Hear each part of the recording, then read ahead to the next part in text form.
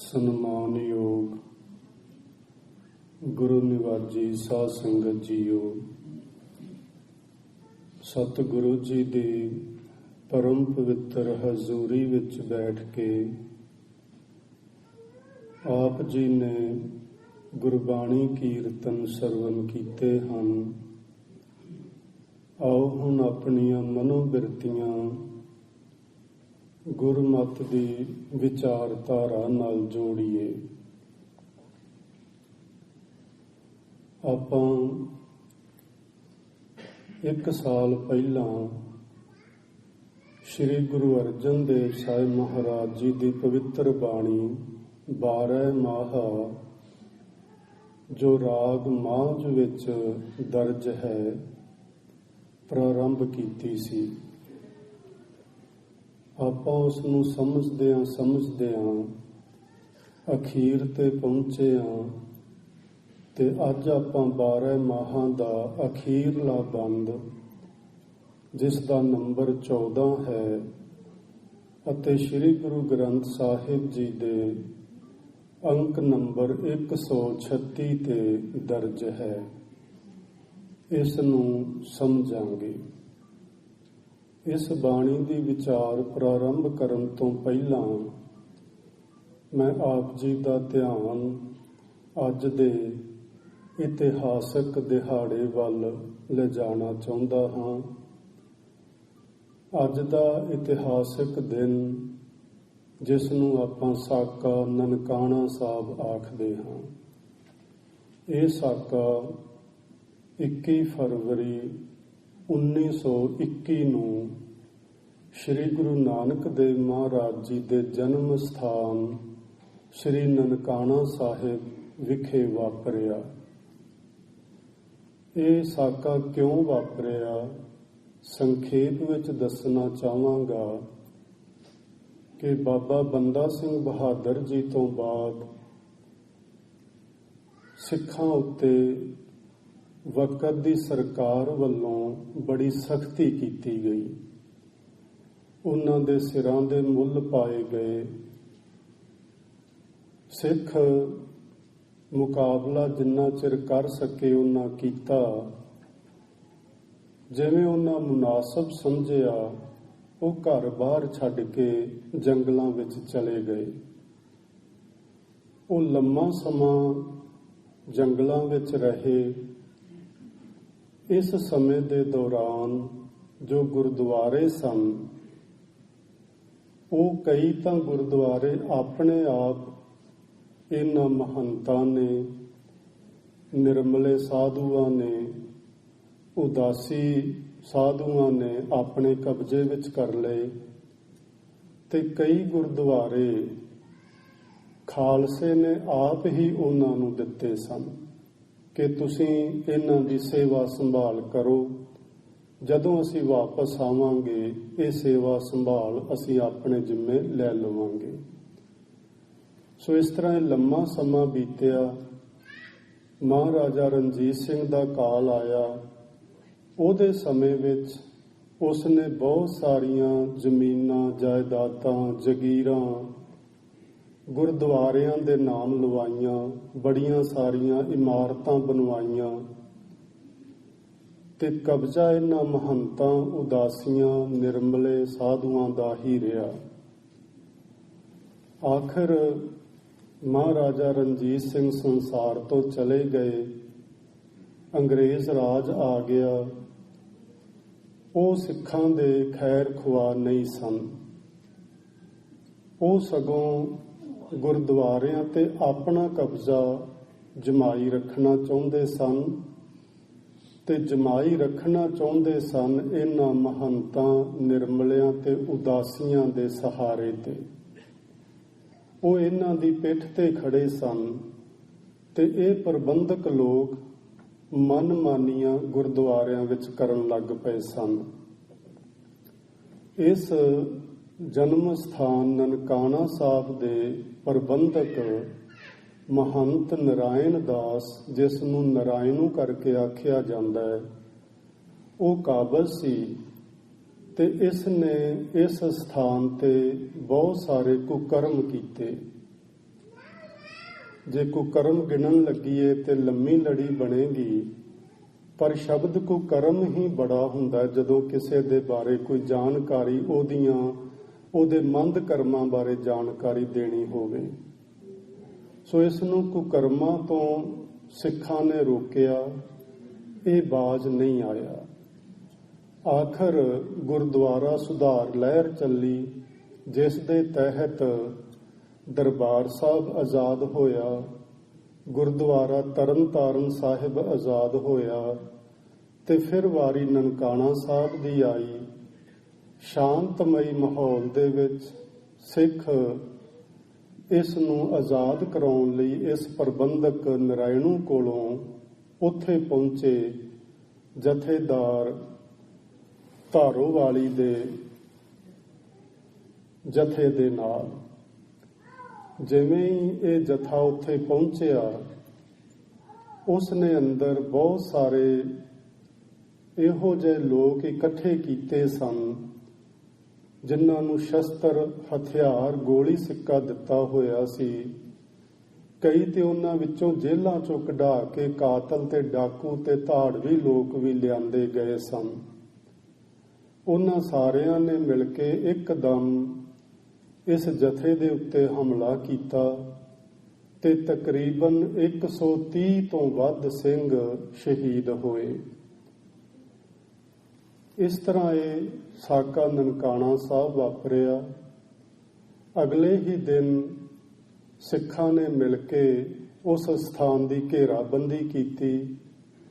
ਅੰਗਰੇਜ਼ ਸਰਕਾਰ ਉੱਥੇ ਪਹੁੰਚੀ, ਜਿਨ੍ਹਾਂ ਨੇ ਆਖਰ ਲੰਮੀ ਗੱਲਬਾਤ ਤੋਂ ਬਾਅਦ ਨਨਕਾਣਾ ਸਾਹਿਬ ਦੀਆਂ ਚਾਬੀਆਂ ਸਿੱਖਾਂ ਦੇ ਹਵਾਲੇ ਕਰ ਦਿੱਤੀਆਂ।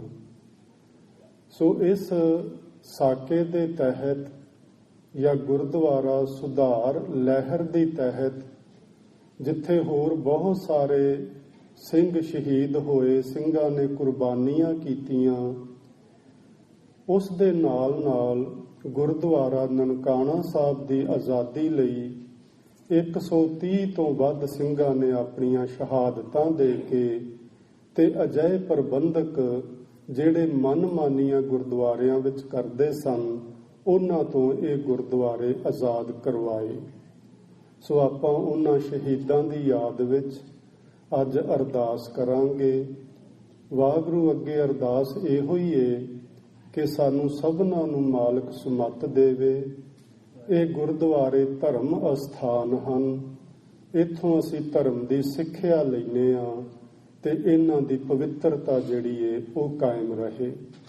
ਇਹਨਾਂ ਗੁਰਦੁਆਰਿਆਂ ਵਿੱਚ ਨਾ ਅਸੀਂ ਆਪ ਹੁੱਲੜਬਾਜ਼ੀ ਕਰੀਏ ਤੇ ਨਾ ਕਿਸੇ ਨੂੰ ਕਰਨ ਦਾ ਵਕਤ ਦਈਏ। ਸੋ ਇਹ ਗੱਲ ਅਸੀਂ ਧਿਆਨ ਵਿੱਚ ਰੱਖਣੀ ਹੈ। ਸੋ ਇਹਨਾਂ ਗੁਰਦੁਆਰਿਆਂ ਦੀ ਪਵਿੱਤਰਤਾ ਲਈ ਸਿੰਘਾਂ ਨੇ ਆਪਣੀਆਂ ਜਾਨਾਂ ਕੁਰਬਾਨ ਕੀਤੀਆਂ ਨੇ ਤੇ ਉਸ ਪਵਿੱਤਰਤਾ ਨੂੰ ਕਾਇਮ ਰੱਖਣਾ ਸਾਡਾ ਸਭਨਾਂ ਦਾ ਪਰਮ ਧਰਮ ਹੈ।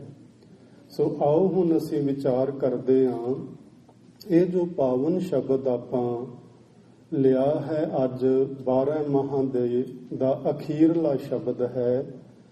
ਗੁਰੂ ਸਾਹਿਬ ਜੀ ਨੇ ਜਦੋਂ ਇਹ 12 ਮਾਹਾਂ ਦੀ ਬਾਣੀ ਪ੍ਰਾਰੰਭ ਕੀਤੀ ਸੀ ਤੇ ਉਹਨਾਂ ਨੇ ਇੱਕ ਬਚਨ ਜਿਹੜਾ ਸ਼ੁਰੂ ਵਿੱਚ ਲਿਖਿਆ ਕਿ ਕਿਰਤ ਕਰਮ ਕੇ ਵਿਛੜੇ ਕਰ ਕਿਰਪਾ ਮੇਲੋ ਰਾਮ।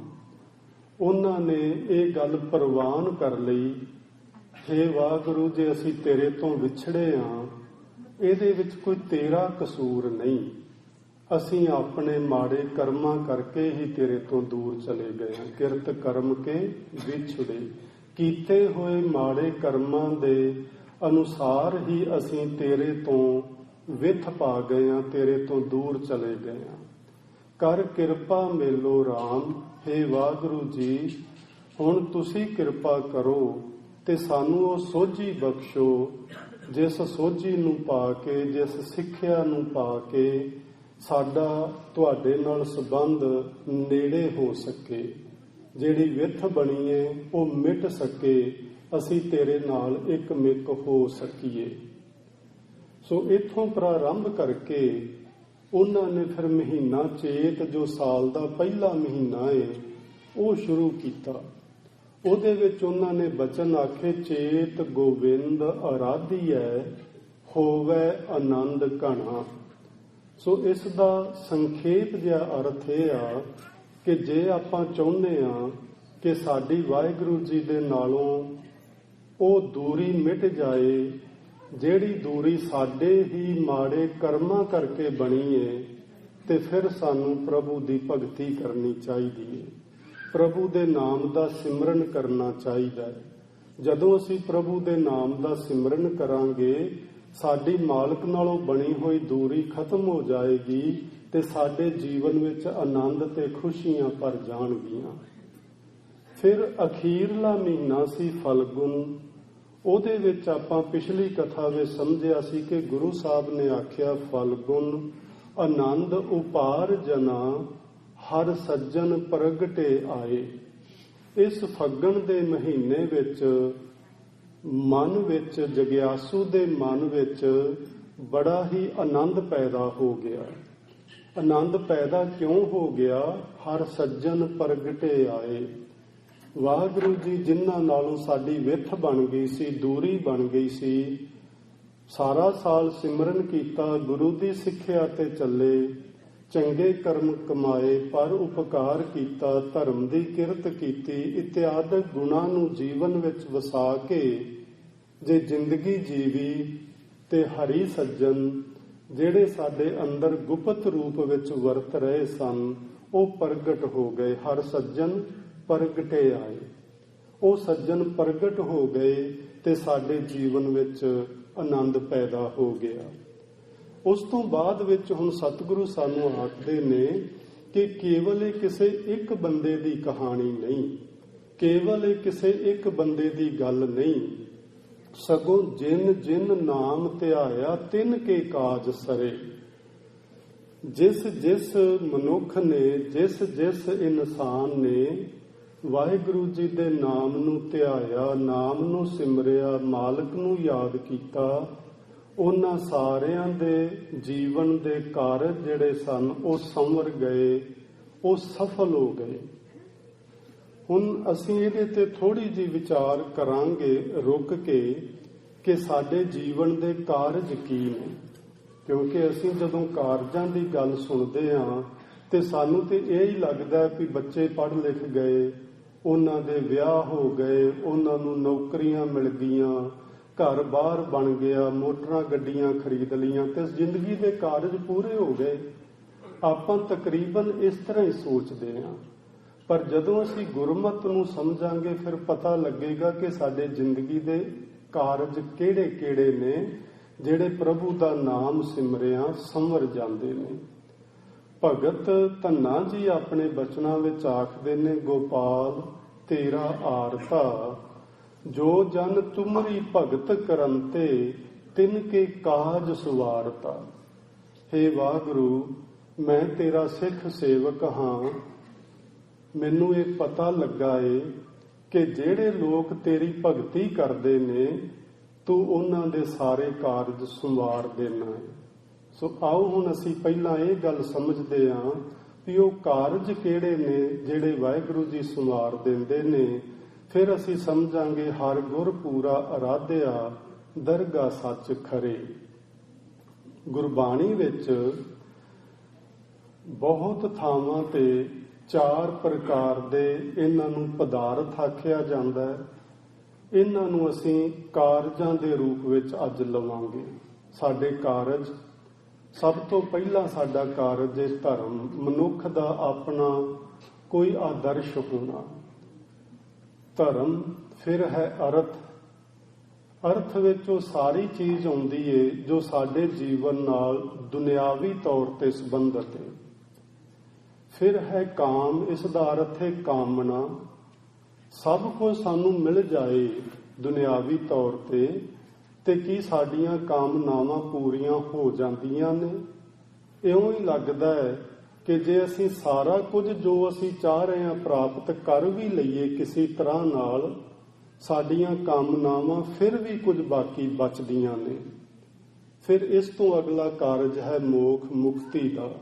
ਆਓ ਅਸੀਂ ਇਹਨਾਂ ਨੂੰ ਲੜੀਵਾਰ ਸਮਝਣ ਦੀ ਕੋਸ਼ਿਸ਼ ਕਰਦੇ ਹਾਂ ਜੇ ਅਸੀਂ ਧਰਮ ਨੂੰ ਸਮਝਣਾ ਹੋਵੇ ਤੇ ਪਿੱਛੇ ਅਸੀਂ ਯੂਨੀਵਰਸਲ ਰਿਲੀਜਨ ਤੇ ਗੱਲ ਕਰਦੇ ਸਾਂ, ਜਿਸ ਵਿੱਚ ਆਪਾਂ ਇੱਕ ਮਾਨਵਤਾ ਦਾ ਸਾਂਝਾ ਧਰਮ ਵੇਖਿਆ ਸੀ ਕਿ ਸਾਡੇ ਆਪਣੇ ਬਣਾਏ ਹੋਏ ਜਥੇਬੰਦੀਆਂ ਦੇ ਵੱਖਰੇ ਵੱਖਰੇ ਧਰਮ ਵੀ ਹਨ ਸੰਸਾਰ ਵਿੱਚ, ਪਰ ਇੱਕ ਸਮੁੱਚੀ ਮਨੁੱਖਤਾ ਦਾ ਸਾਂਝਾ ਧਰਮ ਹੈ।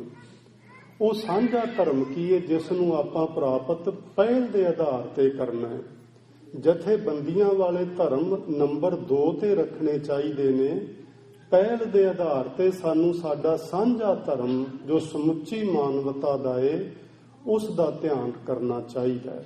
ਉਹ ਧਰਮ ਕੀ ਹੈ? ਇਹ ਜੋ ਸਾਡਾ ਸਰੀਰਕ ਢਾਂਚਾ ਹੈ ਇਹ 5 ਤੱਤਾਂ ਦਾ ਬਣਿਆ ਹੋਇਆ ਹੈ। ਇਹਨਾਂ 5 ਤੱਤਾਂ ਦੇ ਆਪਣੇ ਆਪਣੇ ਵੱਖਰੇ ਵੱਖਰੇ ਧਰਮ ਨੇ, ਵੱਖਰੇ ਵੱਖਰੇ ਕਰਮ ਨੇ, ਵੱਖਰੇ ਵੱਖਰੇ ਫਰਜ਼ ਨੇ। ਪਾਣੀ ਦਾ ਧਰਮ ਕੀ ਹੈ? ਨਿਰਮਲਤਾ। ਇਹ ਮੈਲ ਤੋਂ ਰਹਿਤ ਹੁੰਦਾ ਹੈ, ਇਹ ਪਵਿੱਤਰ ਹੁੰਦਾ ਹੈ, ਸ਼ੁੱਧ ਹੁੰਦਾ ਹੈ ਤੇ ਸਾਡੇ ਸੰਸਾਰ ਦੀ ਜਿਹੜੀ ਸਾਡੀ ਦੁਨਿਆਵੀ ਮੈਲ ਹੈ ਉਸ ਨੂੰ ਉਤਾਰਨ ਦੀ ਇਹ ਸਮਰੱਥਾ ਰੱਖਦਾ ਹੈ।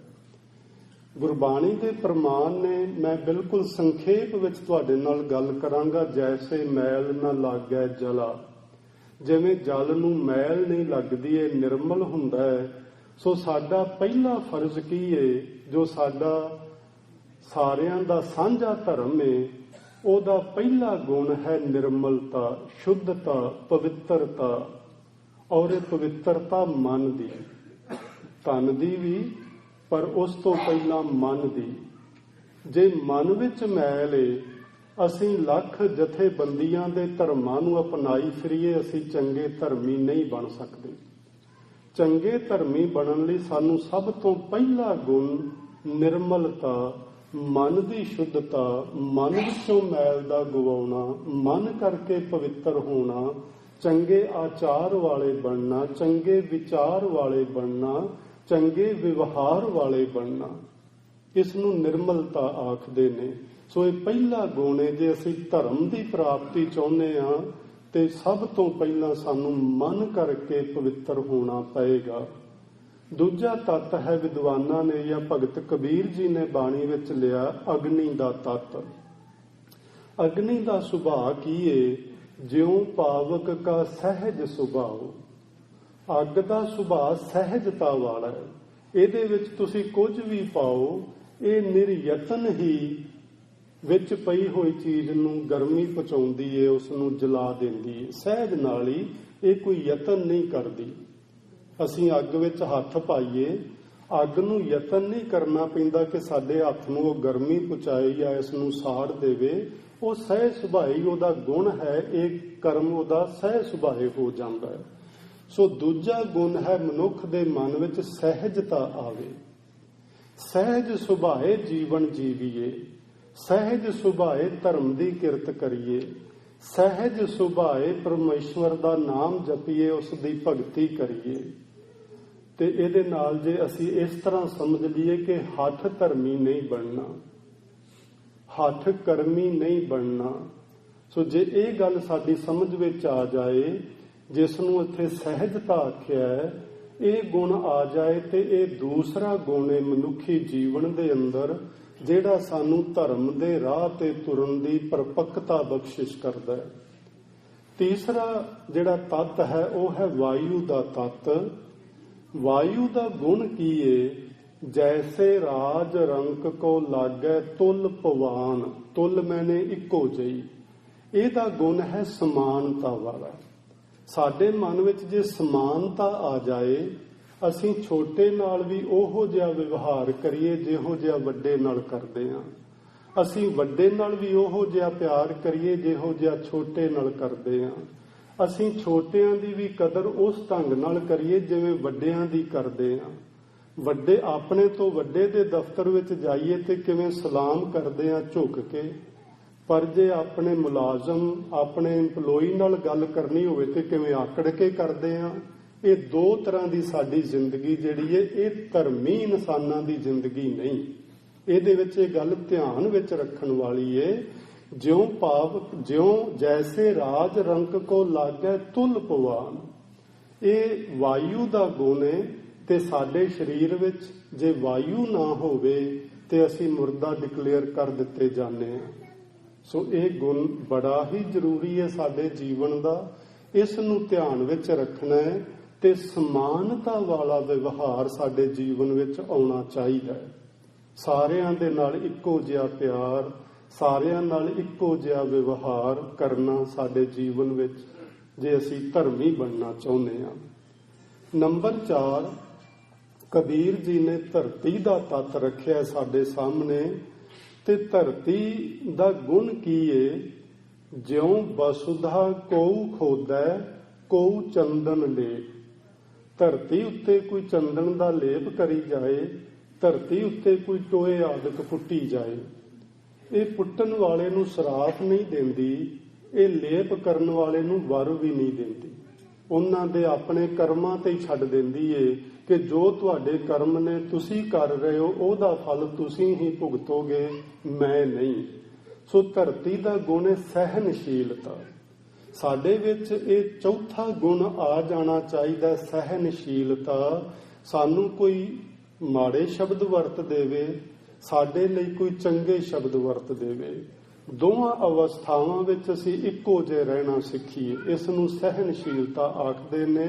ਕਿਸੇ ਨੇ ਮਾੜਾ ਆਖਿਆ ਤੇ ਅਸੀਂ ਅੱਗ ਬਬੂਲਾ ਹੋ ਉੱਠਦੇ ਹਾਂ, ਕਿਸੇ ਨੇ ਚੰਗਾ ਆਖਿਆ ਤੇ ਅਸੀਂ ਅਹੰਕਾਰ ਵਿੱਚ ਫੁੱਲੇ ਨਹੀਂ ਸਮਾਉਂਦੇ। ਸੋ ਦੋਵਾਂ ਤਰ੍ਹਾਂ ਦੇ ਹਾਲਾਤਾਂ ਵਿੱਚ ਸਾਡੀ ਅਵਸਥਾ ਸਹਿਨਸ਼ੀਲਤਾ ਵਾਲੀ ਹੋਣੀ ਚਾਹੀਦੀ ਹੈ। ਇਹ ਚੌਥਾ ਗੁਣ ਧਰਮ ਦਾ ਗੁਣ ਹੈ। ਪੰਜਵਾਂ ਗੁਣ ਹੈ ਆਕਾਸ਼ ਦਾ। 4 ਤੱਤਾਂ ਦੇ ਨਾਲ ਸਾਡੇ ਇਸ ਸਰੀਰਕ ਢਾਂਚੇ ਨੂੰ ਬਣਾਇਆ ਗਿਆ ਹੈ ਤੇ ਆਕਾਸ਼ ਦੇ ਵਿੱਚ ਇਸ ਨੂੰ ਰੱਖਿਆ ਗਿਆ ਹੈ। ਅਸੀਂ ਆਕਾਸ਼ ਦੇ ਵਿੱਚ ਰਹਿੰਦੇ ਹਾਂ। ਆਕਾਸ਼ ਸਾਡੇ ਅੰਦਰ ਵੀ ਹੈ, ਆਕਾਸ਼ ਸਾਡੇ ਬਾਹਰ ਵੀ ਹੈ। ਤੇ ਆਕਾਸ਼ ਦਾ ਗੁਣ ਕੀ ਹੈ? ਵਿਸ਼ਾਲਤਾ। ਜੈਸੇ ਧਰ ਉੱਪਰ ਆਕਾਸ਼, ਸਮੁੱਚੀ ਧਰਤੀ ਨੂੰ ਮਾਨੋ ਆਕਾਸ਼ ਨੇ ਇੱਕ ਪਰਦਾ ਪਾ ਕੇ ਕੱਜਿਆ ਹੋਇਆ, ਢੱਕਿਆ ਹੋਇਆ। ਇੰਨਾ ਵਿਸ਼ਾਲ ਹੈ ਇਹ ਆਕਾਸ਼ ਕਿ ਸਾਡੇ ਜੀਵਾਂ ਦੇ ਲੱਖਾਂ ਕੁਕਰਮ ਵੇਖਦਾ ਹੋਇਆ ਵੀ ਇਹ ਜ਼ਾਹਰ ਨਹੀਂ ਕਰਦਾ ਇਹਦੀ ਵਿਸ਼ਾਲਤਾ। ਇਸ ਤਰ੍ਹਾਂ ਦਾ ਸਾਡਾ ਹਿਰਦਾ ਵਿਸ਼ਾਲ ਹੋਣਾ ਚਾਹੀਦਾ ਹੈ। ਅਸੀਂ ਸਭਨਾਂ ਦੇ ਨਾਲ ਪਿਆਰ ਕਰੀਏ। ਅਸੀਂ ਸ਼ੁੱਕਰਵਾਰ ਵਾਲੇ ਦਿਨ ਗੱਲ ਕਰਦੇ ਸਾਂ ਕਿ ਜਿਨ੍ਹਾਂ ਨੇ ਦੇਖ ਕੇ ਅਣਡਿੱਠ ਕੀਤਾ, ਉਹਨਾਂ ਦੀ ਕਮਾਈ ਦਾ ਧਿਆਨ ਧਰ ਕੇ ਅਸੀਂ ਵਾਹਿਗੁਰੂ ਬੋਲਦੇ ਹਾਂ। ਤੇ ਉਹ ਜਿਨ੍ਹਾਂ ਨੇ ਸਾਡੇ ਔਗਣਾਂ ਨੂੰ ਵੇਖ ਕੇ ਅਣਡਿੱਠ ਕੀਤਾ। ਔਰ ਅਸੀਂ ਇਹ ਵੀ ਗੱਲ ਸਮਝ ਰਹੇ ਸਾਂ ਕਿ ਅੱਜ ਮਨੁੱਖ ਦੀ ਫਿਤਰਤ ਇਹੋ ਜਿਹੀ ਬਣ ਗਈ ਏ ਕਿ ਦੂਸਰੇ ਦੇ ਮਨ ਵਿੱਚ ਕੋਈ ਔਗਣ ਨਹੀਂ, ਪਰ ਅਸੀਂ ਉਹਦੇ ਉੱਤੇ ਔਗਣ ਥੋਪ ਕੇ ਉਸ ਦੀ ਬੇਇੱਜ਼ਤੀ ਕਰਨਾ ਚਾਹੁੰਦੇ ਹਾਂ, ਜਿਹੜਾ ਕਿ ਸਰਾਸਰ ਗਲਤ ਹੈ। ਕਿਸੇ ਦੇ ਵਿੱਚ ਔਗਣ ਵੇਖ ਕੇ ਵੀ ਉਹਦਾ ਔਗਣ ਜ਼ਾਹਰ ਨਹੀਂ ਕਰਨਾ ਚਾਹੀਦਾ, ਉਹਦੇ ਤੇ ਪਰਦਾ ਪਾਉਣਾ ਚਾਹੀਦਾ ਹੈ। ਪਰ ਅਸੀਂ ਔਗਣ ਦੀ ਅਣਹੋਂਦ ਅਗਲੇ ਵਿੱਚ, ਪਰ ਅਸੀਂ ਉਹਦੇ ਉੱਤੇ ਔਗਣ ਥੋਪ ਕੇ ਉਸ ਨੂੰ ਜ਼ਾਹਰ ਕਰਕੇ ਉਸ ਦੀ ਬੇਇੱਜ਼ਤੀ ਕਰਨਾ ਲੋੜਦੇ ਹਾਂ। ਉਸ ਨੂੰ ਕਿਸੇ ਢੰਗ ਨਾਲ ਨੀਵਾਂ ਵਿਖਾਉਣਾ ਚਾਹੁੰਦੇ ਹਾਂ। ਤੇ ਇਹਦਾ ਮਤਲਬ ਅਸਲ 'ਚ ਇਹ ਹੁੰਦਾ ਹੈ ਕਿ ਮੈਂ ਉਸ ਤੋਂ ਉੱਚਾ ਹਾਂ, ਮੈਂ ਉਸ ਤੋਂ ਚੰਗਾ ਹਾਂ, ਮੈਂ ਉਸ ਤੋਂ ਵਧੀਆ ਕਿਰਦਾਰ ਦਾ ਮਾਲਕ ਹਾਂ। ਸੋ ਇਹ 5 ਗੁਣ ਨੇ: ਨਿਰਮਲਤਾ, ਸਹਿਜਤਾ, ਸਮਾਨਤਾ, ਸਹਿਨਸ਼ੀਲਤਾ ਤੇ ਵਿਸ਼ਾਲਤਾ। ਇਹ ਹੈ ਧਰਮ ਦੇ 5 ਗੁਣ। ਜਿਸ ਮਨੁੱਖ ਦੇ ਵਿੱਚ ਇਹ 5 ਗੁਣ ਆ ਜਾਣ, ਸਮਝ ਲੈਣਾ ਉਹ ਮਨੁੱਖ ਧਰਮੀ ਹੈ, ਚਾਹੇ ਉਹ ਕਿਸੇ ਜਥੇਬੰਦੀ ਨਾਲ ਜੁੜਿਆ ਹੋਵੇ ਤੇ ਚਾਹੇ ਨਾ ਜੁੜਿਆ ਹੋਵੇ। ਪਰ ਜਿਸ ਮਨੁੱਖ ਵਿੱਚ ਇਹ 5 ਗੁਣ ਨਹੀਂ ਆਏ, ਉਹਨੇ ਭਾਵੇਂ ਕਿਸੇ ਤਰ੍ਹਾਂ ਦਾ ਬਾਣਾ ਧਾਰਨ ਕੀਤਾ ਹੋਵੇ, ਕਿਸੇ ਤਰ੍ਹਾਂ ਦੀ ਜਥੇਬੰਦੀ ਨਾਲ ਉਹਨੇ ਆਪਣਾ ਰਿਸ਼ਤਾ ਨਾਤਾ ਜੋੜਿਆ ਹੋਵੇ, ਉਹ ਮਨੁੱਖ ਧਰਮੀ ਨਹੀਂ ਹੁੰਦਾ। ਸੋ ਇਹ ਗੱਲ ਆਪਾਂ ਧਿਆਨ 'ਚ ਰੱਖਣੀ ਹੈ। ਪਹਿਲਾ ਕਾਰਜ ਸਾਡਾ ਕੀ ਹੈ? ਧਰਮੀ ਹੋਣਾ। ਵਾਹਿਗੁਰੂ ਜੀ ਇਹ ਸਾਡੇ ਕਾਰਜ ਸਵਾਰਦੇ ਨੇ ਕਿ ਸਾਨੂੰ ਧਰਮੀ ਹੋਣ ਵਿੱਚ ਸਾਡੀ ਇਮਦਾਦ ਕਰਦੇ ਨੇ, ਅਸੀਂ ਚੰਗੇ ਇਨਸਾਨ ਬਣ ਸਕੀਏ। ਸੋ ਜਿਨ ਜਿਨ ਨਾਮ ਧਿਆਇਆ ਤਿਨ ਕੇ ਕਾਜ ਸਰੇ। ਇਹ ਪਹਿਲਾ ਕਾਰਜ ਹੈ ਮਨੁੱਖ ਦਾ ਧਰਮੀ ਹੋਣਾ। ਸੋ ਇਹ ਧਰਮੀ ਹੋਣ ਦਾ ਜਿਹੜਾ ਕਾਰਜ ਹੈ ਕਿਵੇਂ ਪੂਰਾ ਹੋਏਗਾ, ਇਹਦੇ ਲਈ ਸਾਨੂੰ ਪ੍ਰਭੂ ਦੀ ਭਗਤੀ ਕਰਨੀ ਚਾਹੀਦੀ ਹੈ, ਵਾਹਿਗੁਰੂ ਜੀ ਦੇ ਨਾਮ ਦਾ ਸਿਮਰਨ ਕਰਨਾ ਚਾਹੀਦਾ ਹੈ। ਦੂਜਾ ਕਾਰਜ ਹੈ ਅਰਥ। ਅਰਥ ਨਾਲ ਮੈਂ ਬੇਨਤੀ ਕੀਤੀ ਕਿ ਦੁਨਿਆਵੀ ਤੌਰ ਤੇ ਜਿੰਨੇ ਵੀ ਸਾਡੇ ਕੰਮ ਨੇ ਇਹ ਸਾਰੇ ਅਰਥ ਨਾਲ ਸੰਬੰਧਿਤ ਹੁੰਦੇ ਨੇ। ਅਰਥਚਾਰਾ ਜਿਸ ਨੂੰ ਆਖਦੇ ਆ, ਆਰਥਿਕਤਾ ਜਿਸ ਨੂੰ ਆਖਦੇ ਆ, ਭਾਵ ਇਹ ਧਨ ਪਦਾਰਥ ਦੇ ਨਾਲ ਚੀਜ਼ਾਂ ਸੰਬੰਧਿਤ ਹੁੰਦੀਆਂ ਨੇ। ਸੋ ਸਾਡੇ ਜੀਵਨ ਦਾ ਹਰ ਪਹਿਲੂ ਧਰਮ ਦੇ ਪਹਿਲੂ ਨੂੰ ਛੱਡ ਕੇ ਸਾਰੇ ਦਾ ਸਾਰਾ ਅਰਥਚਾਰੇ ਨਾਲ ਜੁੜਿਆ ਹੋਇਆ ਹੈ। ਚਾਹੇ ਅਸੀਂ ਬੱਚਿਆਂ ਨੂੰ ਸਕੂਲ ਭੇਜਦੇ ਹਾਂ, ਉਹ ਵੀ ਬੱਚੇ ਦੀ ਅਸੀਂ ਆਰਥਿਕ ਸਥਿਤੀ ਜਿਹੜੀ ਏ ਉਸ ਨੂੰ ਮਜ਼ਬੂਤ ਬਣਾਉਣਾ ਚਾਹ ਰਹੇ ਹਾਂ ਕਿ ਵੱਡਾ ਹੋ ਕੇ ਇਹ ਚੰਗੀ ਨੌਕਰੀ ਕਰੇਗਾ, ਚੰਗੀ ਜੌਬ ਮਿਲ ਜਾਏਗੀ ਤੇ ਇਹਦਾ ਜਿਹੜਾ ਆਰਥਿਕ ਦਸ਼ਾ ਹੈ ਜੀਵਨ ਦੀ ਉਹ ਸੁਧਰ ਜਾਏਗੀ। ਸੋ ਇੱਥੋਂ ਜੇ ਅਸੀਂ ਸ਼ੁਰੂ ਕਰੀਏ ਤੇ ਜ਼ਿੰਦਗੀ ਪੂਰੀ ਦੀ ਪੂਰੀ, ਚਾਹੇ ਅਸੀਂ ਧਰਮ ਦੀ ਕਿਰਤ ਕਰਦੇ ਹਾਂ, ਚਾਹੇ ਅਸੀਂ ਜੌਬ ਕਰਦੇ ਹਾਂ, ਚਾਹੇ ਅਸੀਂ ਦੁਕਾਨ ਕਰਦੇ ਹਾਂ, ਚਾਹੇ ਅਸੀਂ ਬਿਜ਼ਨਸ ਕਰਦੇ ਹਾਂ, ਕੋਈ ਵਣਜ ਵਪਾਰ ਕਰਦੇ ਹਾਂ, ਇਹ ਸਭ ਕੁਝ ਅਰਥ ਦੇ ਨਾਲ ਸੰਬੰਧਿਤ ਹੈ। ਸੋ ਜਿਹੜੇ ਲੋਕ ਪਰਮੇਸ਼ਵਰ ਦੀ ਭਗਤੀ ਕਰਦੇ ਨੇ ਉਹਨਾਂ ਦਾ ਜਿਹੜਾ ਜੀਵਨ ਹੈ ਆਰਥਿਕ ਤੌਰ ਤੇ ਵੀ ਉਹ ਚੰਗਾ ਬਣ ਜਾਂਦਾ ਹੈ, ਕਿਉਂਕਿ ਜਿਸ ਮਨੁੱਖ ਦੇ ਜੀਵਨ ਵਿੱਚ ਉੱਤੇ ਦੱਸੇ 5 ਗੁਣ ਆ ਜਾਂਦੇ ਨੇ ਉਹਦੇ ਜੀਵਨ ਵਿੱਚੋਂ ਵਿਕਾਰ ਚਲੇ ਜਾਂਦੇ ਨੇ, ਤੇ ਜਿਹੜੇ ਮਨੁੱਖ ਦੇ ਜੀਵਨ ਵਿੱਚ ਵਿਕਾਰ ਨਾ ਹੋਣ ਉਹਦੇ ਕੋਲ ਮਾਇਆ ਭਾਵੇਂ ਥੋੜੀ ਹੋਵੇ ਪਰ ਉਹਦਾ ਗੁਜ਼ਾਰਾ ਬੜਾ ਵਧੀਆ ਹੁੰਦਾ ਹੈ। ਪਰ ਜਿਨ੍ਹਾਂ ਲੋਕਾਂ ਦੇ ਮਨ ਵਿੱਚ ਵਿਕਾਰ ਹੁੰਦੇ ਨੇ, ਜਿਹੜੇ ਵਿਕਾਰ ਕਮਾਉਂਦੇ ਨੇ, ਉਹਨਾਂ ਕੋਲ ਭਾਵੇਂ ਮਾਇਆ ਬਹੁਤੀ ਵੀ ਹੋਵੇ, ਉਹਨਾਂ ਦੇ ਜੀਵਨ ਦਾ ਗੁਜ਼ਾਰਾ ਰੋਂਦਿਆਂ ਧੋਂਦਿਆਂ ਹੀ ਚੱਲਦਾ। ਉਹ ਖੁਸ਼ੀ ਨਾਲ ਜ਼ਿੰਦਗੀ ਨਹੀਂ ਬਿਤਾਉਂਦੇ, ਕਿਉਂਕਿ ਉਹ ਆਪਣੀ ਇਸ ਅਰਥਚਾਰੇ ਨੂੰ ਵਿਕਾਰਾਂ ਵਿੱਚ ਆਪ ਲੱਗ ਕੇ ਇਸ ਨੂੰ ਤਬਾਹ ਕਰਦੇ ਨੇ। ਸੋ ਇਹ ਗੱਲ ਆਪਾਂ ਧਿਆਨ 'ਚ ਰੱਖੀਏ। ਤੀਸਰੀ ਗੱਲ ਹੈ ਕਾਮਨਾ। ਸਾਡੇ ਜੀਵਨ ਦੀ ਜੇ ਅਸੀਂ ਸਭ ਕੁਝ ਪ੍ਰਾਪਤ ਕਰ ਲਈਏ ਜੋ ਅਸੀਂ ਚਾਹੁੰਦੇ ਹਾਂ, ਅਸੀਂ ਗ੍ਰਸਤੀ ਲੋਕ ਹਾਂ, ਅਸਲ ਸਾਡੀਆਂ ਬਹੁਤੀਆਂ ਖੁਆਇਸ਼ਾਂ ਨਹੀਂ 2 3 4 ਹੀ ਹੁੰਦੀਆਂ ਨੇ ਵੀ ਬੱਚੇ ਪੜ੍ਹ ਲਿਖ ਜਾਣ, ਉਹਨਾਂ ਨੂੰ ਚੰਗੀ ਨੌਕਰੀ ਮਿਲ ਜਾਏ, ਚੰਗਿਆਂ ਘਰਾਂ 'ਚ ਵਿਆਹ ਆਦਿਕ ਹੋ ਜਾਣ, ਉਹ ਆਪਣੇ ਪੈਰਾਂ ਤੇ ਖੜੇ ਹੋ ਜਾਣ, ਤੇ ਜਾਂ ਸਾਡੀ ਇੰਨੀ ਖਾਸ਼ ਹੈ ਕਿ ਥੋੜਾ ਘਰ-ਬਾਰ ਚੰਗਾ ਹੋਵੇ, ਜ਼ਮੀਨ ਜਾਇਦਾਦ ਹੋਵੇ, ਬਸ ਇੰਨੀ ਕੀ ਸਾਡੀ ਗੱਲ, ਇਸ ਤੋਂ ਵੱਧ ਹੋਰ ਕੁਝ ਨਹੀਂ। ਪਰ ਜੇ ਇਹ ਸਭ ਕੁਝ ਸਾਨੂੰ ਮਿਲ ਜਾਏ ਤੇ ਕੀ ਸਾਡੀ ਕਾਮਨਾ ਪੂਰੀ ਹੋ ਜਾਂਦੀ ਹੈ? ਕਾਮਨਾ ਨਹੀਂ ਪੂਰੀ ਹੁੰਦੀ। ਆਪਾਂ ਪਿੱਛੇ ਜੇ ਇੱਕ ਵਾਰੀ ਗੱਲ ਕੀਤੀ ਸੀ ਤੇ ਸਾਡੀ ਇੱਕ ਕਾਮਨਾ ਹੈ ਕਿ ਸੋਹਣਾ ਜਿਹਾ ਘਰ ਬਣ ਜਾਏ। ਵਾਹਿਗੁਰੂ ਮਿਹਰ ਕਰੇ ਸਭਨਾਂ ਨੂੰ ਸੋਹਣੇ ਘਰ ਦੇਵੇ ਤੇ ਘਰ ਬਣ ਜਾਣ, ਤੇ ਕੀ ਕਾਮਨਾ ਪੂਰੀ ਹੋ ਜਾਂਦੀ ਹੈ? ਨਹੀਂ ਹੁੰਦੀ। ਫਿਰ ਉਸ ਘਰ ਨੂੰ ਅਸੀਂ ਸਾਜੋ ਸਮਾਨ ਨਾਲ ਭਰਨਾ ਹੈ। ਫਿਰ ਉਹਨੂੰ ਭਰਦਿਆਂ ਸਾਨੂੰ 5-7 ਵਰ੍ਹੇ ਲੱਗਦੇ ਨੇ। ਉਹਨਾਂ ਚਿਰ ਨੂੰ ਜਿਹੜੀ ਪਹਿਲੀ ਚੀਜ਼ ਲਿਆਂਦੀ ਹੁੰਦੀ ਉਹ ਪੁਰਾਣੀ ਹੋ ਜਾਂਦੀ। ਹੁਣ ਚਾਹੁੰਦੇ ਆ ਇਹਨੂੰ ਸੁੱਟ ਦਈਏ ਤੇ ਇਹਦੀ ਥਾਂ ਨਵੀਂ ਲਿਆ ਕੇ ਪਾਈਏ। ਇਹ ਕਾਮਨਾ ਸਾਰੀ ਜ਼ਿੰਦਗੀ ਪਰਯੰਤ ਚੱਲਦੀ ਰਹਿੰਦੀ ਹੈ। ਇਹਨੂੰ ਮੁਕਾਉਣ ਵਾਲੀ ਦੁਨੀਆ ਦੀ ਕੋਈ ਤਾਕਤ ਨਹੀਂ, ਜਿੰਨਾ ਚਿਰ ਸਾਡੇ ਜੀਵਨ ਵਿੱਚ ਉੱਤੇ ਦੱਸੇ 5 ਗੁਣ ਨਹੀਂ ਆ ਜਾਂਦੇ। ਇਹ 5 ਗੁਣ ਸਾਡੇ ਜੀਵਨ ਵਿੱਚ ਆ ਜਾਣ ਤੇ ਸਾਡੀ ਕਾਮਨਾ ਵੀ ਪੂਰੀ ਹੋ ਜਾਏਗੀ। ਸੋ ਅਗਲੀ ਹੈ ਗੱਲ ਮੁਕਤੀ ਦੀ, ਚੌਥਾ ਪਦਾਰਥ। ਇਹ ਸਾਡੇ ਜੀਵਨ ਦਾ ਸਭ ਤੋਂ ਮੁੱਖ ਕਾਰਜ ਹੈ। ਭਾਵ ਭਈ ਪ੍ਰਾਪਤ ਮਾਨੁਖ ਦੇਹੁਰੀਆ, ਗੋਬਿੰਦ ਮਿਲਨ ਕੀਏ ਤੇਰੀ ਬਰੀਆ। ਵਾਹਿਗੁਰੂ ਜੀ ਨੂੰ ਮਿਲਣ ਦੀ ਇਹ ਸਾਡੀ ਵਾਰੀ ਪਰਮੇਸ਼ਵਰ ਨੇ ਸਾਨੂੰ ਦਿੱਤੀ ਹੈ। ਇਸ ਨੂੰ ਮੋਖ ਆਖਦੇ ਨੇ, ਇਸ ਨੂੰ ਮੁਕਤੀ ਆਖਦੇ ਨੇ, ਤੇ ਇਸ ਦਾ ਗੁਰਮਤ ਵਿੱਚ ਜਿਹੜਾ ਮਤਲਬ ਹੈ ਮੁਕਤੀ ਦਾ, ਉਹ ਇਹ ਹੈ ਵਿਕਾਰਾਂ ਤੋਂ ਆਜ਼ਾਦ ਹੋ ਜਾਣਾ। ਮੁਕਤੀ ਦਾ ਸਿੱਧਾ ਅਰਥ ਹੁੰਦਾ ਹੈ ਆਜ਼ਾਦੀ। ਵਿਕਾਰਾਂ ਤੋਂ ਆਜ਼ਾਦ ਹੋ ਜਾਣਾ ਹੀ ਸਾਡੇ ਜੀਵਨ ਦਾ ਪਰਮ ਮਨੋਰਥ ਹੈ। ਜੇ ਅਸੀਂ ਵਿਕਾਰਾਂ ਵਿੱਚ ਤੇ ਗਰਸੇ ਹੋਏ ਹਾਂ ਤੇ ਆਸ ਰੱਖੀਏ ਕਿ ਮਰਨ ਤੋਂ ਬਾਅਦ ਰੱਬ ਸਾਨੂੰ ਮੁਕਤੀ ਦੇਵੇਗਾ, ਰੱਬ ਇੰਨਾ ਕੱਚਾ ਨਹੀਂ ਕਿ ਤੁਹਾਨੂੰ ਤੁਰਿਆਂ ਜਾਂਦਿਆਂ ਨੂੰ ਮੁਕਤੀ ਬਖਸ਼ ਦੇਵੇਗਾ। ਰੱਬ, ਤੁਸੀਂ ਵੇਖੋ ਕਿ ਅਸੀਂ ਸਕੂਲਾਂ ਕਾਲਜਾਂ ਵਿੱਚ ਪੜ੍ਹੇ ਹਾਂ, ਕੋਈ ਵੀ ਇਹੋ ਜਿਹਾ ਤੁਹਾਨੂੰ ਅਧਿਆਪਕ ਨਹੀਂ ਮਿਲੇਗਾ ਜਿਹੜਾ ਤੁਹਾਡੇ ਪਰਚੇ ਨੂੰ ਵੇਖਣ ਤੋਂ ਬਗੈਰ ਤੁਹਾਨੂੰ ਚੰਗੇ ਨੰਬਰ ਦੇ ਦੇਵੇ। ਤੁਹਾਡੇ ਪਰਚੇ ਨੂੰ ਵੇਖਿਆ ਜਾਂਦਾ ਹੈ, ਪੜ੍ਹਿਆ ਜਾਂਦਾ ਹੈ, ਉਹਦਾ ਨਿਰੀਖਣ ਕੀਤਾ ਜਾਂਦਾ ਹੈ। ਜੇ ਤੁਸੀਂ ਚੰਗੇ ਨੰਬਰਾਂ ਦੇ ਯੋਗ ਹੋ ਤਾਂ ਤੁਹਾਨੂੰ ਚੰਗੇ ਨੰਬਰ ਦਿੱਤੇ ਜਾਂਦੇ ਨੇ, ਨਹੀਂ ਤੇ ਕਾਂਟਾ ਮਾਰ ਕੇ ਪਰਚਾ ਤੁਹਾਡੇ ਹੱਥ 'ਚ ਫੜਾ ਦਿੱਤਾ ਜਾਂਦਾ ਹੈ। ਇਹ ਸਾਰੇ ਰੱਬੀ ਗੁਣ ਨੇ। ਰੱਬ ਦੀ ਦਰਗਾਹ ਵਿੱਚ ਉਥੇ ਸੱਚੇ ਹੀ ਸੱਚ ਨਿਬੜੈ ਚੁਣ ਵੱਖ ਕੱਢੇ ਜਜ਼ਮਾਲਿਆ। ਵਾਹਿਗੁਰੂ ਜੀ ਦੇ ਦਰ ਤੇ ਨਿਰੋਲ ਸੱਚ ਦੇ ਆਧਾਰ ਤੇ ਫੈਸਲੇ ਹੁੰਦੇ ਨੇ। ਮੁਕਤੀ ਉਹਨਾਂ ਲੋਕਾਂ ਨੂੰ ਮਿਲਦੀ ਏ ਜਿਹੜੇ ਲੋਕ ਧਰਮ ਕਮਾਉਂਦੇ ਨੇ। ਤੇ ਧਰਮ ਮੈਂ ਤੁਹਾਨੂੰ ਬੇਨਤੀ ਕਰ ਚੁੱਕਿਆ ਵੀ ਜਥੇਬੰਦੀਆਂ ਵਾਲੇ ਧਰਮ ਨਹੀਂ, ਧਰਮ ਆ ਜਿਹੜੇ ਉੱਤੇ 5 ਗੁਣ 5 ਤੱਤਾਂ ਵਾਲੇ ਨੇ। ਜਿਹੜੇ ਲੋਕ ਇਹਨਾਂ ਗੁਣਾਂ ਦੇ ਧਾਰਨੀ ਹੋਣਗੇ, ਇਹ ਜ਼ਿੰਦਗੀ ਵਿੱਚ ਕਰਮ ਕਮਾਉਣਗੇ, ਵਾਹਿਗੁਰੂ ਜੀ ਦੇ ਘਰ ਉਹਨਾਂ ਦੇ ਸੱਚ ਦੇ ਆਧਾਰ ਤੇ ਜਦੋਂ ਨਿਬੇੜਾ ਹੋਏਗਾ, ਫੈਸਲਾ ਹੋਏਗਾ, ਉਹਨਾਂ ਨੂੰ ਚੰਗੇ ਨੰਬਰ ਦੇ ਕੇ ਪਾਸ ਕਰਕੇ ਉਹਨਾਂ ਨੂੰ ਵਾਹਿਗੁਰੂ ਦੇ ਦਰ ਤੇ ਪ੍ਰਵਾਨ ਕਰ ਲਿਆ ਜਾਏਗਾ। ਸੋ ਇਹ ਹਨ ਸਾਡੇ ਜੀਵਨ ਦੇ ਮੁੱਖ ਕਾਰਜ। ਸੋ ਇਹਨਾਂ ਕਾਰਜਾਂ ਵਿੱਚ ਵਾਹਿਗੁਰੂ ਜੀ ਸਾਡੀ ਸਹਾਇਤਾ ਕਰਦੇ ਨੇ ਤੇ ਉਹ ਉਦੋਂ ਕਰਦੇ ਨੇ ਜਦੋਂ ਅਸੀਂ ਵਾਹਿਗੁਰੂ ਜੀ ਦੇ ਨਾਮ ਦਾ ਸਿਮਰਨ ਕਰਦੇ ਹਾਂ।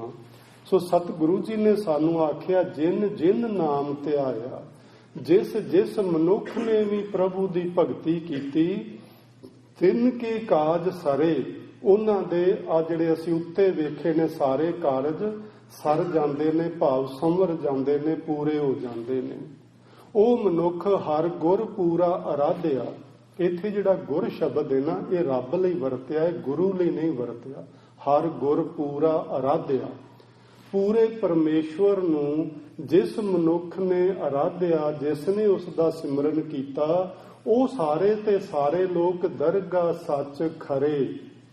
ਖਰੇ ਅਸੀਂ ਜੇ ਸਿੱਕੇ ਦੀ ਗੱਲ ਕਰੀਏ, ਇੱਕ ਸਿੱਕਾ ਖਰਾ ਹੁੰਦਾ, ਇੱਕ ਸਿੱਕਾ ਖੋਟਾ ਹੁੰਦਾ, ਤਾਂ ਖਰਾ ਸਮਝ ਵਿੱਚ ਆ ਜਾਏਗਾ ਵੀ ਖਰਾ ਕਿਸ ਨੂੰ ਆਖਦੇ ਨੇ।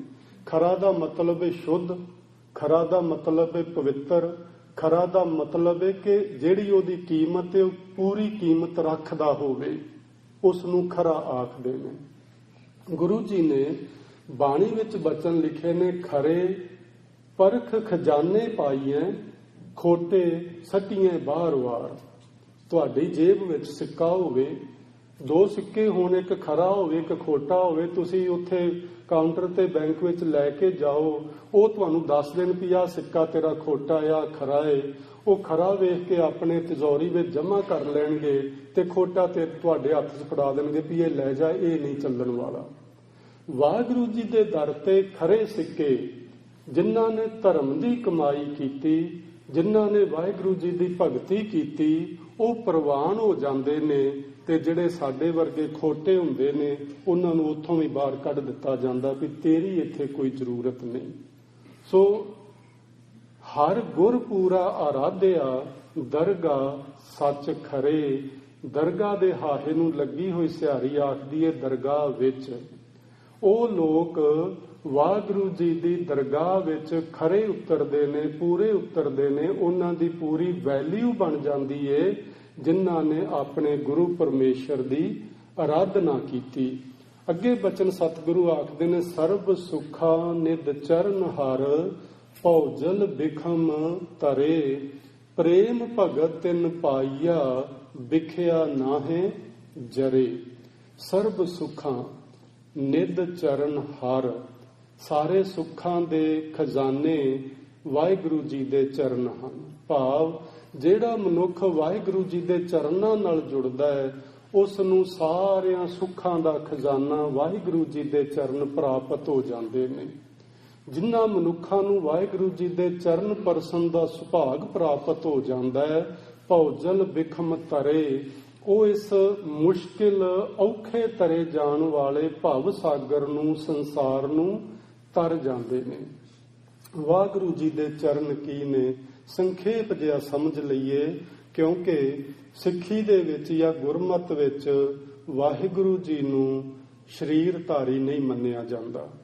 ਵਾਹਿਗੁਰੂ ਨਿਰਆਕਾਰ ਹੈ, ਉਹ ਅਜੂਨੀ ਹੈ, ਉਹ ਸਵੈੰ ਭੂ ਹੈ ਅਤੇ ਉਹ ਮਾਲਕ ਆਪਣੇ ਆਪ ਤੋਂ ਪੈਦਾ ਹੋਇਆ ਹੈ, ਜਿਸ ਦਾ ਕੋਈ ਆਕਾਰ ਨਹੀਂ, ਉਸ ਨੂੰ ਨਿਰਾਕਾਰ ਆਖਿਆ ਜਾਂਦਾ। ਸੋ ਸਤਿਗੁਰੂ ਜੀ ਆਖਦੇ ਨੇ ਉਸ ਵਾਹਿਗੁਰੂ ਜੀ ਦੇ ਚਰਨ ਵੀ ਨਹੀਂ ਹੋ ਸਕਦੇ ਜਿਸ ਦਾ ਸਰੀਰ ਹੀ ਨਹੀਂ। ਜਿਸ ਦਾ ਸਰੀਰ ਹੋਵੇ, ਜਿਸ ਵਿਅਕਤੀ ਦਾ ਸਰੀਰ ਹੋਵੇ, ਉਸ ਦੇ ਚਰਨ ਮੰਨੇ ਜਾ ਸਕਦੇ ਨੇ। ਜਿਸ ਵਾਹਿਗੁਰੂ ਜੀ ਦਾ ਸਰੀਰ ਨਹੀਂ, ਉਸ ਦੇ ਇਹੋ ਜਿਹੇ ਆਪਣੇ ਪੈਰਾਂ ਵਰਗੇ ਪੈਰ ਜਾਂ ਚਰਨ ਵੀ ਨਹੀਂ ਹੋ ਸਕਦੇ। ਉਹਦੇ ਫਿਰ ਚਰਨ ਕਿਹੜੇ ਨੇ? ਸਤਿਗੁਰੂ ਜੀ ਨੇ ਬਾਣੀ ਵਿੱਚ ਲਿਖਿਆ, ਹਿਰਦੈ ਚਰਨ ਸ਼ਬਦ ਸਤਿਗੁਰ ਕੋ। ਵਾਹਿਗੁਰੂ ਜੀ ਦਾ ਸ਼ਬਦ, ਵਾਹਿਗੁਰੂ ਜੀ ਦੀ ਪਵਿੱਤਰ ਬਾਣੀ, ਵਾਹਿਗੁਰੂ ਜੀ ਦੀ ਪਵਿੱਤਰ ਸਿੱਖਿਆ ਹੀ ਵਾਹਿਗੁਰੂ ਜੀ ਦੇ ਚਰਨ ਹਨ। ਸੋ ਗੁਰੂ ਦੀ ਬਾਣੀ ਨੂੰ ਮਨ ਵਿੱਚ ਵਸਾ ਕੇ ਜੀਵਨ ਵਿੱਚ ਚੰਗੇ ਇਨਸਾਨ ਬਣ ਕੇ ਵਿਚਰਨਾ ਹੀ ਵਾਹਿਗੁਰੂ ਜੀ ਦੇ ਚਰਨਾਂ ਨੂੰ ਮਨ ਵਿੱਚ ਵਸਾਉਣਾ ਹੈ। ਸੋ ਜਿਹੜੇ ਇਸ ਤਰ੍ਹਾਂ ਕਰਕੇ ਵਾਹਿਗੁਰੂ ਜੀ ਦੇ ਚਰਨਾਂ ਨੂੰ ਆਪਣੇ ਹਿਰਦੇ ਵਿੱਚ ਵਸਾ ਲੈਂਦੇ ਨੇ, ਉਹ ਸੰਸਾਰ ਸਾਗਰ ਤੋਂ ਪਾਰ ਲੰਘ ਜਾਂਦੇ ਨੇ। ਉਹਨਾਂ ਨੂੰ ਪ੍ਰੇਮਾ ਭਗਤੀ ਪ੍ਰਾਪਤ ਹੋ ਜਾਂਦੀ ਏ। ਪ੍ਰੇਮ ਭਗਤ ਤਿੰਨ ਪਾਈਆ, ਵਿਖਿਆ ਨਾਹੇ ਜਰੇ। ਵਿਖਿਆ ਦਾ ਮਤਲਬ ਹੈ ਮੋਹ ਮਮਤਾ।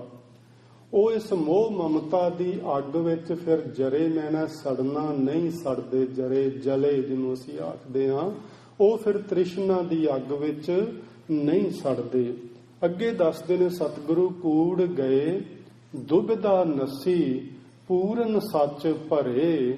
ਉਹਨਾਂ ਦੇ ਮਨ ਵਿੱਚੋਂ ਕੂੜ ਝੂਠ ਚਲਾ ਜਾਂਦਾ ਹੈ, ਦੁਬਿਧਾ ਨਸ ਜਾਂਦੀ ਏ। ਦੁਬਿਧਾ ਮੈਨੇ ਦੁਚਿੱਤਾਪਨ।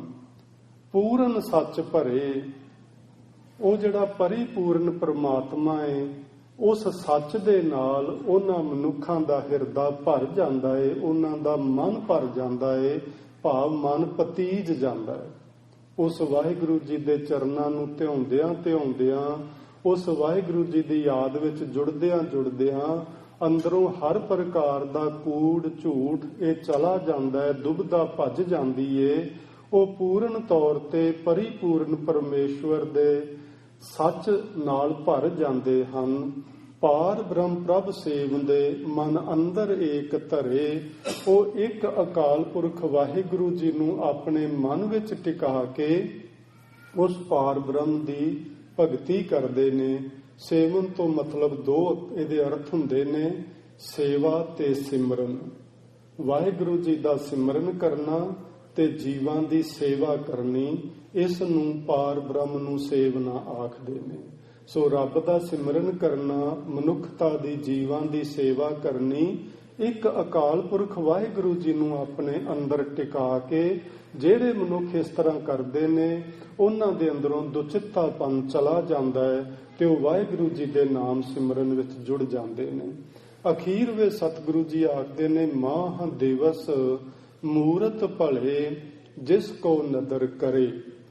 ਇਹ ਗੱਲ ਸ਼ੁਰੂ ਕੀਤੀ ਸੀ ਗੁਰੂ ਸਾਹਿਬ ਨੇ ਚੇਤਰ ਦੇ ਮਹੀਨੇ ਤੋਂ, ਤੇ ਅਖੀਰਲਾ ਮਹੀਨਾ ਸੀ ਫਲਗੁਨ ਦਾ। ਸਾਨੂੰ 12 ਸ਼ਬਦਾਂ ਰਾਹੀਂ ਗੁਰੂ ਸਾਹਿਬ ਨੇ ਇਹ ਗੱਲ ਸਮਝਾਈ ਸੀ, ਰੁੱਤਾਂ ਬਾਰੇ, ਥਿੱਤਾਂ ਬਾਰੇ, ਮਨੁੱਖਤਾ ਦੇ ਜੀਵਨ ਵਿੱਚ ਕਿਹੜੇ ਕਿਹੜੇ ਚੰਗੇ ਗੁਣ ਨੇ ਜਿਨ੍ਹਾਂ ਨੂੰ ਧਾਰਨ ਕਰਕੇ ਅਸੀਂ ਇਹਨਾਂ ਥਿੱਤਾਂ, ਵਾਰਾਂ, ਰੁੱਤਾਂ ਰਾਹੀਂ ਪ੍ਰਭੂ ਨਾਲ ਜੁੜ ਸਕਦੇ ਹਾਂ। ਉਹ ਸਾਰਾ ਸਮਝਾ ਕੇ ਤੇ ਅਖੀਰ ਵਿੱਚ ਗੁਰੂ ਜੀ ਨੇ ਸਿੱਟਾ ਇਹ ਕੱਢਿਆ ਹੈ ਕਿ ਉਸ ਮਨੁੱਖ ਲਈ ਸਾਰੇ ਹੀ ਮਹੀਨੇ, ਸਾਰੇ ਹੀ ਦਿਨ, ਸਾਰੇ ਹੀ ਮੁਹੂਰਤ ਚੰਗੇ ਹਨ, ਭਲੇ ਹਨ, ਜਿਸ ਕੋ ਨਦਰ ਕਰੇ। ਸ਼ੁਰੂ ਵਿੱਚ ਕੀ ਬਚਨ ਆਖਿਆ ਸੀ ਗੁਰੂ ਜੀ ਨੇ? ਕਿਰਤ ਕਰਮ ਕੇ ਵਿਛੜੇ, ਕਰ ਕਿਰਪਾ ਮੇਲੋ ਰਾਮ। ਕਿਰਪਾ ਕਰਕੇ ਮਿਲਾ ਲਵੋ। ਨਦਰ ਦਾ ਅਰਥ ਕੀ ਹੈ? ਕਿਰਪਾ। ਜਿਨ੍ਹਾਂ ਉੱਤੇ ਵਾਹਿਗੁਰੂ ਜੀ ਕਿਰਪਾ ਕਰਕੇ ਆਪਣੇ ਨਾਲ ਮਿਲਾ ਲੈਂਦੇ ਨੇ, ਉਹਨਾਂ ਲਈ ਸਭੇ ਰੁੱਤੀ ਚੰਗੀਆਂ, ਜਿਤ ਸੱਚੇ ਸਿਉਨੇ। ਜਦੋਂ ਸੱਚੇ ਦੇ ਨਾਲ ਪਿਆਰ ਬਣ ਜਾਏ ਤੇ ਉਹਦੇ ਉਸ ਮਨੁੱਖ ਲਈ ਇਹ ਸਾਰੀਆਂ ਰੁੱਤਾਂ, ਸਾਰੀਆਂ ਥਿੱਤਾਂ, ਸਾਰੇ ਮਹੀਨੇ ਸਾਰੇ ਭਲੇ ਹੋ ਜਾਂਦੇ ਨੇ, ਚੰਗੇ ਹੋ ਜਾਂਦੇ ਨੇ। ਤੇ ਅਖੀਰ ਵਿੱਚ ਆਖਿਆ, ਨਾਨਕ ਮੰਗੈ ਦਰਸ ਦਾਨ। ਇੱਥੇ ਵੇਖੋ ਜਰਾ, ਨਾਨਕ ਦੇ ਕੱਕੇ ਨੂੰ ਔਂਕੜ ਲੱਗਿਆ ਹੋਇਆ ਹੈ। ਇੱਥੇ ਵਿਸ਼ਰਾਮ ਨਾਨਕ ਤੇ ਨਹੀਂ ਦੇਣਾ, ਇੱਥੇ ਇਕੱਠਾ ਪੜਨਾ ਹੈ। ਨਾਨਕ ਮੰਗੈ ਦਰਸ ਦਾਨ। ਨਾਨਕ ਭਾਵ ਸਤਿਗੁਰੂ ਗੁਰੂ ਅਰਜਨ ਦੇਵ ਮਹਾਰਾਜ ਜੀ ਵਾਹਿਗੁਰੂ ਜੀ ਦੇ ਦਰ ਤੋਂ ਇੱਕ ਦਾਤ ਮੰਗਦੇ ਨੇ। ਦਾਤ ਕੀ ਮੰਗਦੇ ਨੇ? ਦਰਸ ਦਾਨ। ਤੇਰੇ ਦਰਸ਼ਨਾਂ ਦੀ ਦਾਤ ਮੈਨੂੰ ਮਿਲੇ, ਕਿਰਪਾ ਕਰੋ ਹਰੇ। ਹੇ ਵਾਹਿਗੁਰੂ ਜੀ ਮੇਰੇ ਤੇ ਕਿਰਪਾ ਕਰੋ, ਮੈਂ ਤੇਰੇ ਦਰ ਤੋਂ ਤੇਰੇ ਦਰਸ਼ਨਾਂ ਦੀ ਦਾਤ ਮੰਗਦਾ ਹਾਂ। ਸੋ ਜੇ ਆਪਾਂ ਨੂੰ ਸਮਝ ਆਈ ਹੋਵੇ ਇਹਨਾਂ 12 ਮਹੀਨਿਆਂ ਦੀ, ਤੇ ਇਹਨਾਂ ਦੇ ਨਾਲ ਜਿਹੜੇ 2 ਬੰਦ, ਇੱਕ ਸ਼ੁਰੂ ਵਿੱਚ ਮੰਗਲਾਚਰਨ ਦੇ ਰੂਪ ਵਿੱਚ ਤੇ ਇੱਕ ਅਖੀਰ ਵਿੱਚ, ਜਿੱਥੇ ਜਾ ਕੇ ਗੁਰੂ ਜੀ ਨੇ ਇਸ ਬਾਣੀ ਦੀ ਸੰਪੂਰਨਤਾ ਕੀਤੀ ਏ, ਅਸੀਂ ਉਹਨੂੰ ਵਿਸਥਾਰ ਨਾਲ ਸਮਝਿਆ ਹੈ। ਜੇ ਸਮਝ ਆ ਗਈ ਹੋਵੇ ਤੇ ਹੁਣ ਸਾਨੂੰ ਕੀ ਕਰਨਾ ਚਾਹੀਦਾ ਹੈ? ਸਾਨੂੰ ਵੀ ਵਾਹਿਗੁਰੂ ਜੀ ਦੇ ਦਰਸ਼ਨਾਂ ਦੀ ਮੰਗ ਹੀ ਮਨ ਵਿੱਚ ਰੱਖਣੀ ਚਾਹੀਦੀ ਏ। ਬਾਕੀ ਮੰਗਾਂ ਇਹਦੇ ਵਿੱਚ ਆ ਜਾਣਗੀਆਂ। ਜਿਨ੍ਹਾਂ ਨੂੰ ਵਾਹਿਗੁਰੂ ਜੀ ਦੇ ਦਰਸ਼ਨਾਂ ਦੀ ਦਾਤ ਨਸੀਬ ਹੋ ਜਾਵੇ, ਉਹਨੂੰ ਹੋਰ ਕੁਝ ਵੀ ਮੰਗਣ ਦੀ ਜ਼ਰੂਰਤ ਨਹੀਂ ਰਹਿ ਜਾਂਦੀ। ਆਖਦੇ ਨੇ ਇੱਕ ਮਹਾਂਪੁਰਸ਼ ਨੂੰ ਰੱਬ ਜੀ ਦਾ ਦਰਸ਼ਨ ਹੋਇਆ ਤੇ ਉਸਨੇ, ਰੱਬ ਜੀ ਨੇ ਆਖਿਆ ਵੀ ਮਹਾਂਪੁਰਸ਼ੋ ਤੁਸੀਂ ਬੜੀ ਭਗਤੀ ਕੀਤੀ, ਬੜੀ ਸੇਵਾ ਸਾਧਨਾ ਕੀਤੀ, ਮੇਰੇ ਲਈ, ਮੇਰੇ ਦਰਸ਼ਨਾਂ ਲਈ ਮੈਂ ਤੇਰੇ ਸਾਹਮਣੇ ਆ, ਮੰਗ ਕੀ ਮੰਗਦਾ ਹੈ? ਤੇ ਉਸ ਮਹਾਂਪੁਰਸ਼ ਨੇ ਹੱਥ ਜੋੜ ਕੇ ਆਖਿਆ, ਮਾਲਕ ਜੀ ਹੁਣ ਦਾਤਾਂ ਦੇਣ ਵਾਲਾ ਦਾਤਾ ਮਿਲ ਗਿਆ ਹੈ, ਦਾਤਾਂ ਦੀ ਜ਼ਰੂਰਤ ਨਹੀਂ ਰਹੀ। ਸੋ ਸਾਰੀਆਂ ਦਾਤਾਂ ਮਿਲ ਜਾਣਗੀਆਂ ਜਦੋਂ ਦਾਤਾਂ ਦੇ ਦੇਣ ਵਾਲਾ ਦਾਤਾ ਮਿਲ ਜਾਏਗਾ। ਪਰ ਸਾਡੀ ਹਾਲਤ ਇਹਦੇ ਉਲਟ ਜੇ, ਇਹ ਵੀ ਗੱਲ ਧਿਆਨ 'ਚ ਰੱਖਣੀ ਹੈ। ਸਾਡੀ ਹਾਲਤ ਕੀ ਹੈ? ਦਾਤ ਪਿਆਰੀ ਵਿਸਰਿਆ ਦਾਤਾਰਾ। ਸਾਨੂੰ ਆ ਦੁਨਿਆਵੀ ਦਾਤਾਂ ਬੜੀਆਂ ਪਿਆਰੀਆਂ ਲੱਗਦੀਆਂ ਨੇ, ਇਹਨਾਂ ਦਾਤਾਂ ਦੇ ਮੋਹ ਵਿੱਚ ਦੇਣ ਵਾਲੇ ਦਾਤੇ ਨੂੰ ਅਸੀਂ ਵਿਸਾਰ ਦਿੱਤਾ ਹੋਇਆ। ਸੋ ਅਸੀਂ ਇਸ ਨੂੰ ਉਲਟਾ ਦਈਏ, ਦਾਤੇ ਨੂੰ ਚੇਤੇ ਕਰੀਏ, ਦਾਤਾਂ ਉਹਦੇ ਵਿੱਚ ਸਹਿ ਸੁਭਾਏ ਸਾਨੂੰ ਸਾਰੀਆਂ ਹੀ ਮਿਲ ਜਾਣਗੀਆਂ। ਸੋ ਧੰਨ ਸਤਿਗੁਰੂ ਸ੍ਰੀ ਗੁਰੂ ਅਰਜਨ ਦੇਵ ਮਹਾਰਾਜ ਜੀ ਸਾਨੂੰ ਇਸ 12 ਮਾਹਾਂ ਦੀ ਬਾਣੀ ਦਾ ਜੋ ਤਾਤਪਰਜ ਹੈ, ਜੋ ਸਿੱਟਾ ਹੈ, ਜੋ ਰਿਜ਼ਲਟ ਹੈ, ਉਹ ਇਹ ਹੀ ਦੱਸਦੇ ਨੇ ਕਿ ਸਾਨੂੰ ਵਾਹਿਗੁਰੂ ਜੀ ਦੇ ਦਰਸ਼ਨਾਂ ਦੀ ਮੰਗ ਕਰਨੀ ਚਾਹੀਦੀ ਏ, ਵਾਹਿਗੁਰੂ ਜੀ ਦੇ ਨਾਲ ਆਪਣਾ ਮਨ ਜੋੜਨਾ ਚਾਹੀਦਾ ਹੈ, ਸੁਰਤ ਜੋੜਨੀ ਚਾਹੀਦੀ ਏ, ਤੇ ਗੁਰਦਰਸਾਈ ਸਿੱਖਿਆ ਤੇ ਚੱਲ ਕੇ ਆਪਣਾ ਮਨੁੱਖਾ ਜੀਵਨ ਸਫਲ ਜੀਵਨ ਬਣਾ ਲੈਣਾ ਚਾਹੀਦਾ ਹੈ। ਇੰਨੇ ਕੁ ਸ਼ਬਦ ਆਪ ਜੀ ਨੇ ਅੱਜ ਪ੍ਰਵਾਨ ਕਰਨਾ ਜੀ। ਬੇਅੰਤ ਪ੍ਰਕਾਰ ਦੀਆਂ ਹੋਈਆਂ ਭੁੱਲਾਂ ਦੀ ਖਿਮਾ ਬਖਸ਼ਿਸ਼ ਕਰਨਾ। ਅਗਲੇ ਐਤਵਾਰ ਨੂੰ ਆਪਾਂ ਭਗਤ ਰਵਿਦਾਸ ਜੀ ਦੇ ਜੀਵਨ ਤੇ ਗੱਲਬਾਤ ਯਾਨੀ ਵਿਚਾਰ ਸਾਂਝੀ ਕਰਾਂਗੇ। ਵਾਹਿਗੁਰੂ ਜੀ ਕਾ ਖਾਲਸਾ, ਵਾਹਿਗੁਰੂ ਜੀ ਕੀ ਫਤਿਹ।